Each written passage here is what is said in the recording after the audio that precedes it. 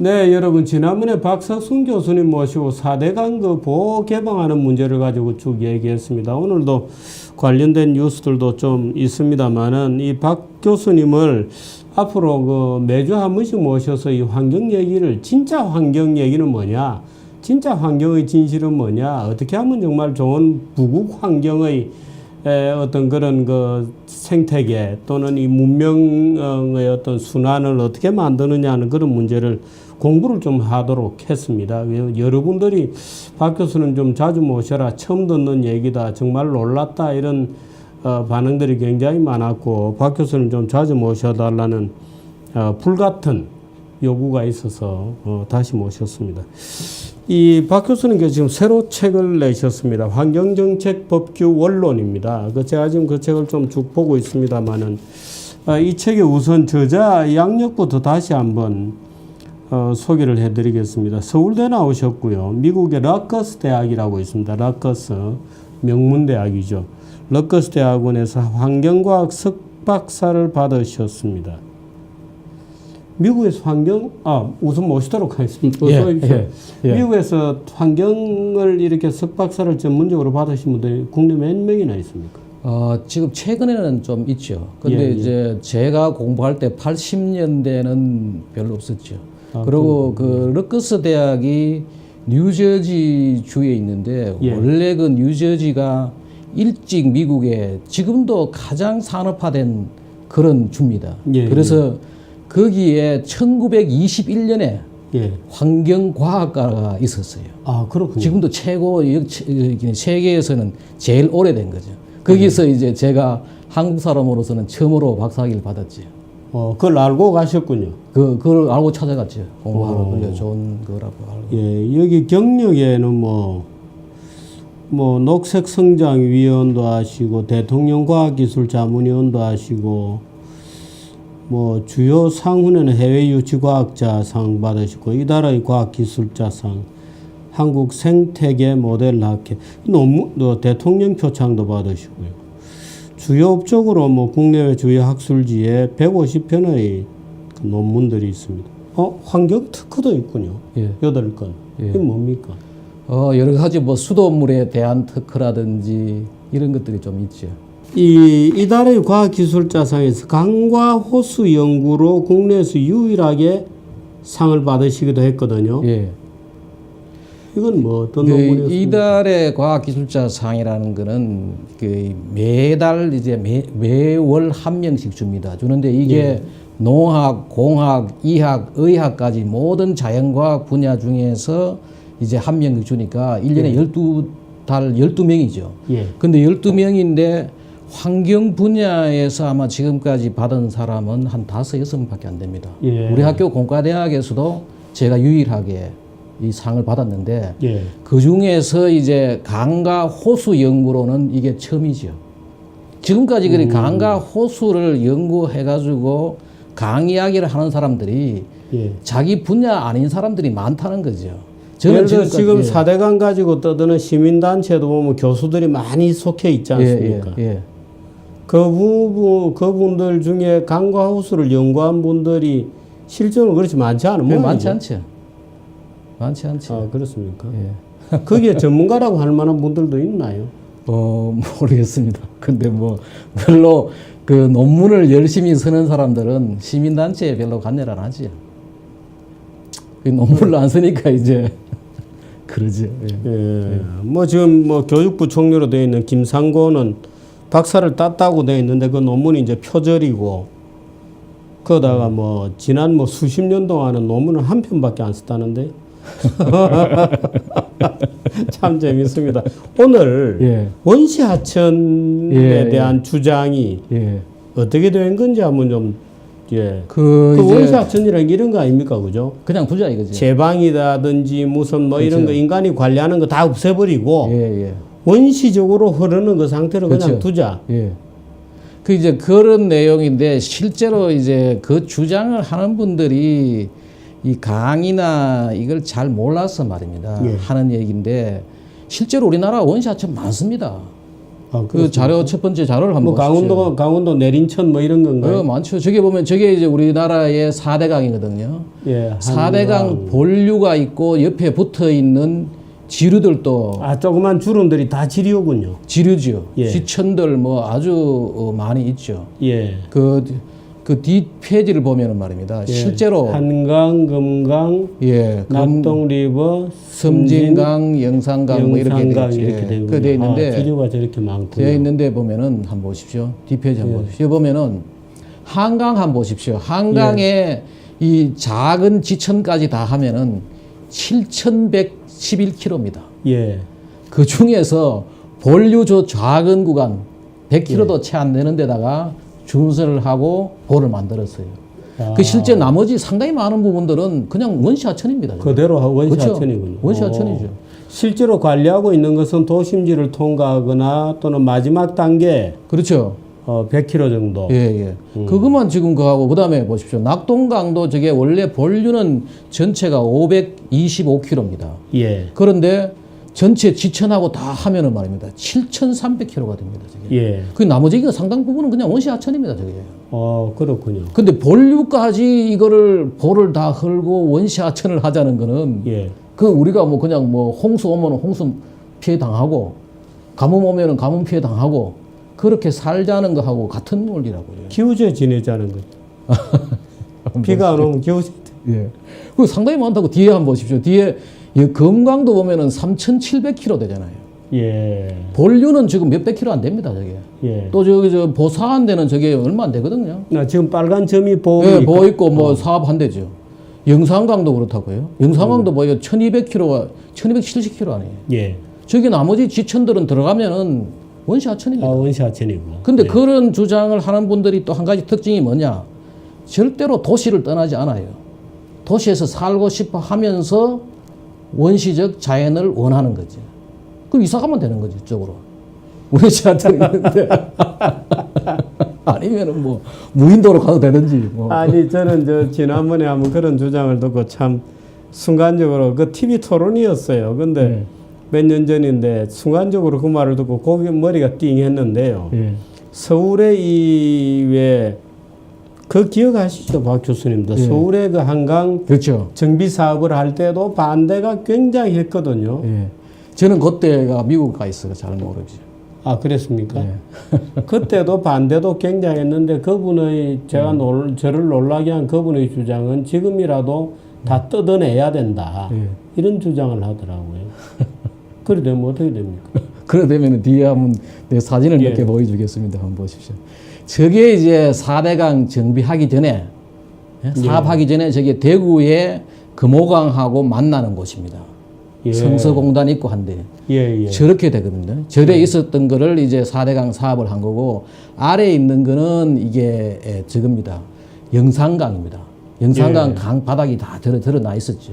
저거를 이제 준설하고 했는데 실제로 왜 그럼 우리나라의 4대강이 저런 그림이 되는가 하면은 우리가 물이 필요하고 홍수를 막아야 되니까 위에 소양호라든지 충주호라든지 뭐 안동호라든지 호수를 만들고 또 밑에는 이렇게 하구원을 다 만들었잖아요. 그러다 보니까 이제 물은 없고 저런 식이 되는 거죠. 여름 한철 물 지나가고는 나머지는 다 저렇게 돼 있다고. 그럼 우리가 굉장히 건기가 긴 겁니다. 실제로 우리나라가 먼지가 많고 하는 이유가 뭔가 하면은 건기가 아주 길고 여름에 집중적으로 이게 비가 오니까 지금 저래 되는 거죠. 근데 이런 데서 저걸 보를 안 만들고 댐을 안 만들면은 옛날로 되는 거죠. 뒤에 한번 사진 한번 보십시오. 여기 그래가지고 우리가 사실은 보십시오. 88년도에 우리가 신곡 수중보를 만들었고 86년도에 잠실을 만들었잖아요. 사실은 서울 여기 한강 구간이 지금 했던 4대강 사업 비슷한 것을 이미 80년대 했다는 거죠. 하고 금강하구원, 영산강하구원, 그 다음에 뭐 낙동강하구원 했는 거죠. 이런 식으로 해가지고 물 관리를 하다가 했는데 지금 실제로 이제 기후변화가 오고 그러니까 낙동강, 영산강, 금강도 같이 한 거라고요. 그런 식으로 해가지고 정비를 했는 겁니다. 뒤에 다시 한번 보시죠.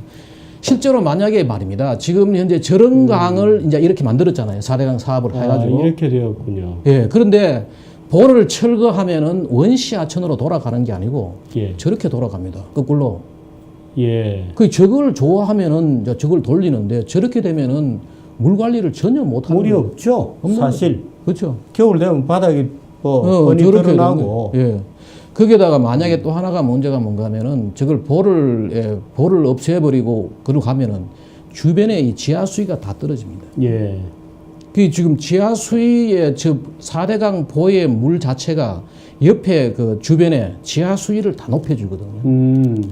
근데 사람들이 그걸 잘 모르는 것 같아요. 그렇죠. 야, 그 강물에 뭐 좀 쌓여 있는 그게 뭐 중요하냐. 예, 예. 그것도 뭐 말하자면 극단적으로 얘기하면 썩은 물 되는 거 아니냐. 예, 예, 예. 근데 사실은 보 안에 있는 강물이 이렇게 수위가 보를 통해서 올라가면 예. 지하 수위도 따라 올라가는 거죠. 예, 예. 그래서 좀 멀리서도 구멍 뚫으면 이제 그렇죠. 물을 금방 쓸 수 나오는 있고. 거죠. 예. 음. 그래서 이게 이제 4대강에 물이 차 있으면은 강물이 지하수로 들어가지만은 예. 물이 없으면은 지하수가 강으로 들어오는 예. 그런 해서 형태. 빠져버리고. 그렇죠. 빠져버리는 거죠. 예.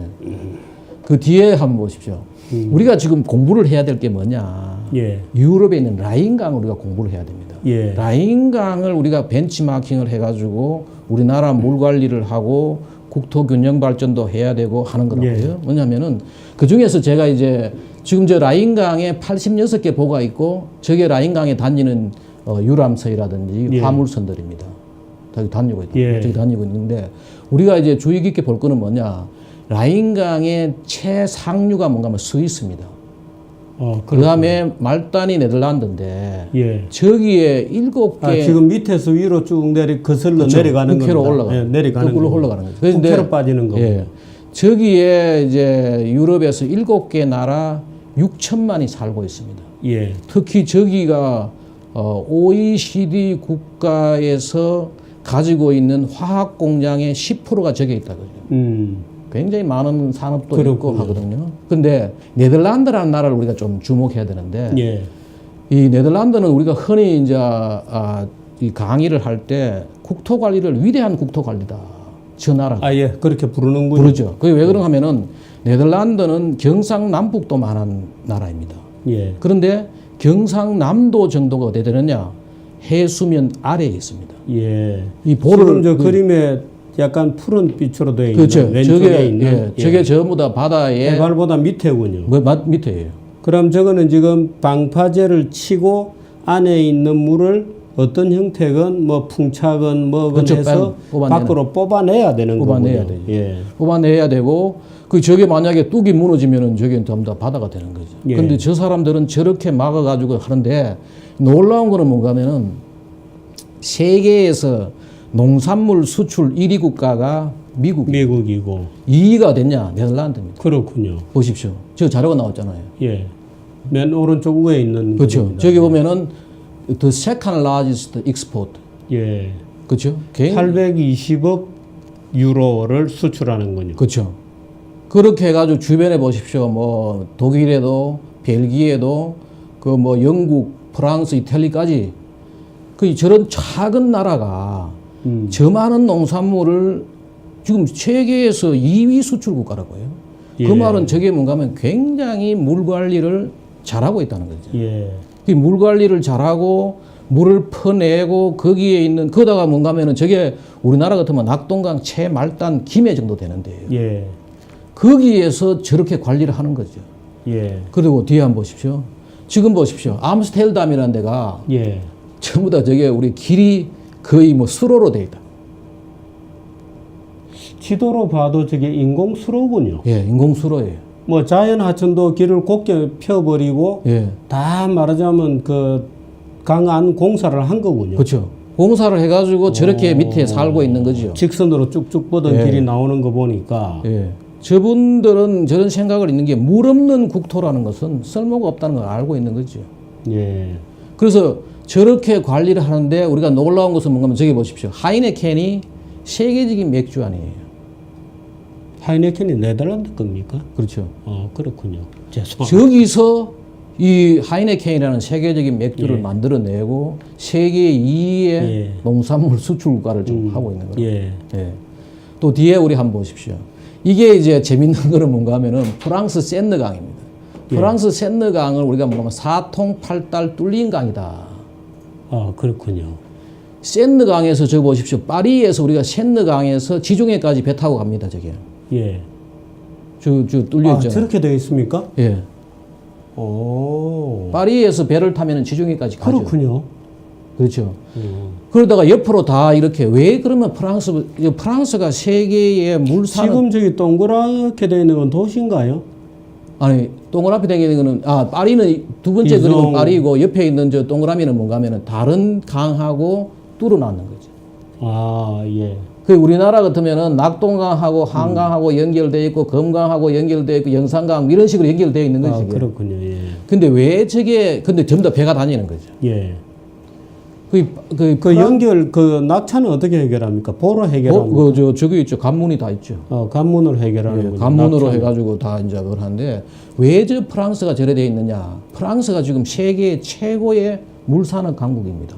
예. 우리나라도 비올리아가 진출해 있죠. 해였고 미국의 저 프랑스는 생수파나 아비용 뭐 이런 건가요? 그 생수 뭐 이것뿐은 크진 않고 예. 스웨즈라든지 비올리아 같은 데는 뭔가 하면은 수돗물도 만들고 하수도 처리하고 그다음에 이런 그 강 공사도 하고 해가지고 세계에서 최고의 물산업 강국이 프랑스입니다. 프랑스가 왜 저래 노하우가 있다는 얘기군요. 그렇죠. 굉장히 노하우가 있고 프랑스가 왜 저랬는가 한번 보십시오. 이게 이제 파리가 1910년도에 말입니다. 예. 10년도 1월달 그쪽에 겨울입니다. 겨울에 어마어마한 홍수를 당해가지고 오른쪽 밑에 사진이군요. 예, 위에 것도 위에 것도 위에는 책입니다. 이게 뭔가 하면 유명한 이 파리의 대홍수 이야기입니다. 예. 1910년도에 45일간 파리가 물 아래 파리가 잠겼다 이 말이군요. 물에. 제목이 파리 언더워터군요. 그 45일간 물이 완전히 홍수가 져가지고 예. 대홍수가 졌다고 해요. 예. 그 일이 있고 난 뒤부터 뭐 했느냐?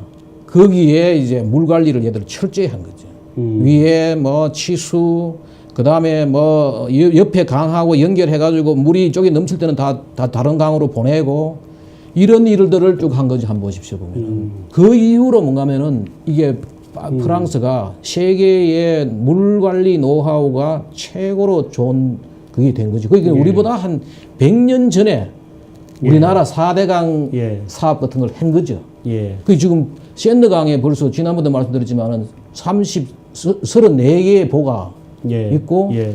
그 지금 8,500km의 그 파리 그 프랑스의 운하가 있죠. 예. 그 독일보다도 사실은 이 운하가 더 많은 데가 가장 많은 데가 바로 저겁니다.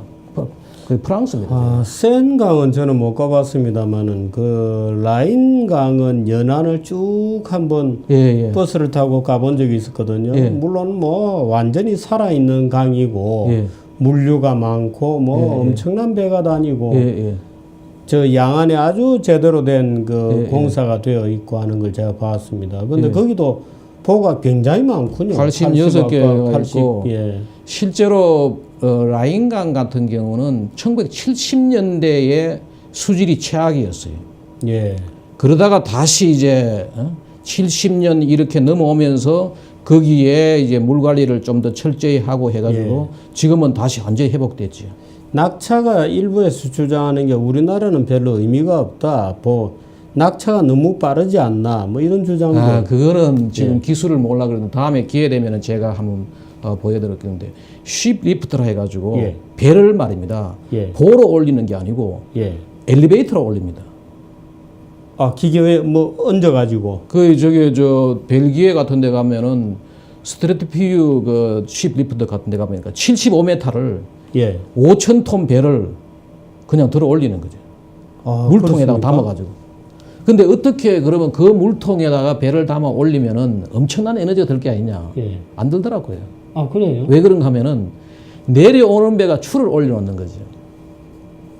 내려오는 배가 하나는 내리고 하나는 올라가고. 그 추를 달아가지고 이 위에서 내려올 때 이제 그 추를 위로 올려놓으니까 그 다음 배는 그 추를 타고 올라가는 거예요. 그렇군요. 그렇게 하는 데도 있고 또 영국에는 저런 것도 있어요. 퍼커크 휠이라 해가지고 휠을 만들어가지고 밑에 배를 집어넣고 위에 배를 넣어가지고 돌려버리는 거예요. 예. 그런 것도 있고 뭐 여러 가지 걔들은 그런 식으로 해가지고 그 기본적인 우리하고 조금 생각이 다른 게 뭔가면은 유럽이나 미국 같은 데서는 배는 움직이는 육지다라는 개념이 있는 거지 쟤들은. 그 비용이 안 드는 거지 에너지가 안 드는 거지. 예.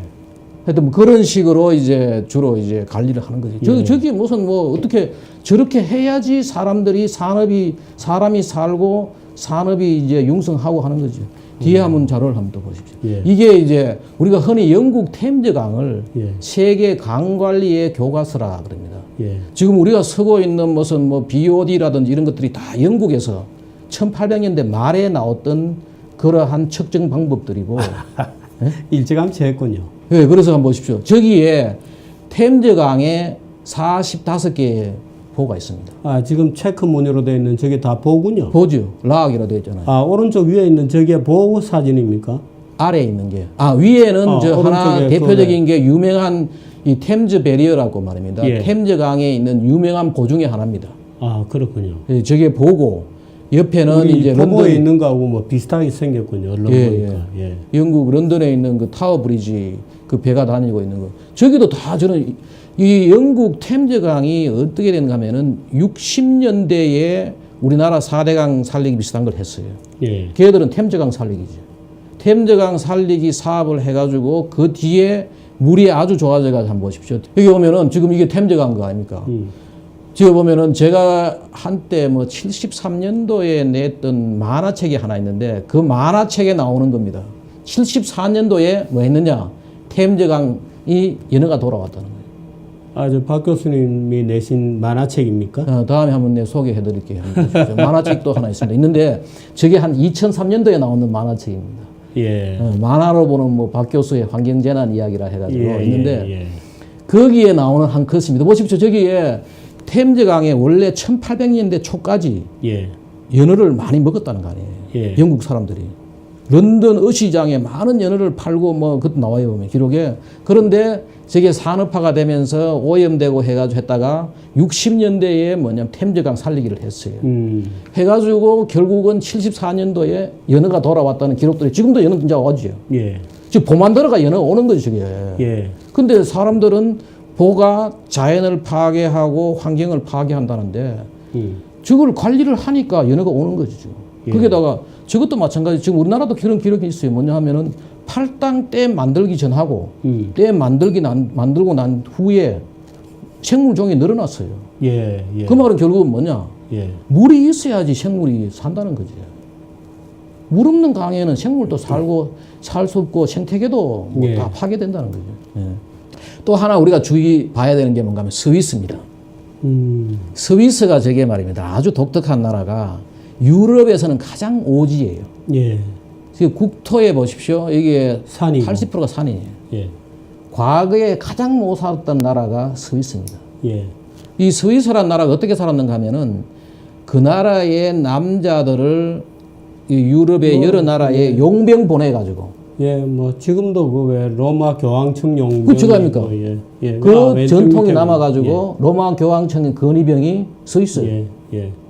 그리고 우리가 흔히 알고 있지만 스위스 나이프, 뭐 스위스 아미 워치 이런 게 다 지금 보면은 스위스에 무슨 군대가 많아가지고 저런 칼이 나오고 우리가 시계가 나오는 하지만은 옛날에 용병을 많이 보내고 남았던 잔재물이라고 죠. 얘들은 그거 가지고 비즈니스를 하잖아요. 예. 그런데 지금 어떻게 되느냐? 그 못 살았던 나라가 지금 1인당 국민소득이 8만 불이 유럽에 제일 잘 사는 나라죠. 최고로 잘 살죠, 뭐. 제일 잘 사는 나라고 거기다가 지금 우리가 놀라운 것 중에 하나가 저도 이제 그 자료를 보면서 참 놀라운 게 스위스가 언제 여성에게 투표권을 줬느냐. 남아선호 사상이 워낙 강한 나라라 가지고 예. 남자를 낳아야지 용병을 보내야지 먹고 살 수 있으니까. 아, 그렇군요. 그래서 71년도에 1971년도입니다. 아, 그래요? 그때 여성에게 투표권을 준 나라가 스위스입니다. 아, 그렇습니까? 예. 어. 저런 나라가 지금은 유럽에서 제일 잘 살잖아요. 예. 왜 잘 사느냐 한번 보십시오. 저기 보면은 산업화에 성공을 하고 예. 지금 보십시오. 관광 자원들 지금 저는 우리나라 설악산에 케이블카 놓는 거를 막 그렇게 환경단체들이 반대하는데 예. 저는 이해가 안 됩니다. 왜? 우리 후손들이 싫으면 뜯어내야 될 거 아닙니까? 예. 저도 등산을 무척이나 좋아하는데 그렇게 고생스럽게 온 사람만이 볼 수 있다 이런 식의 무슨 뭐 주의를 유지하는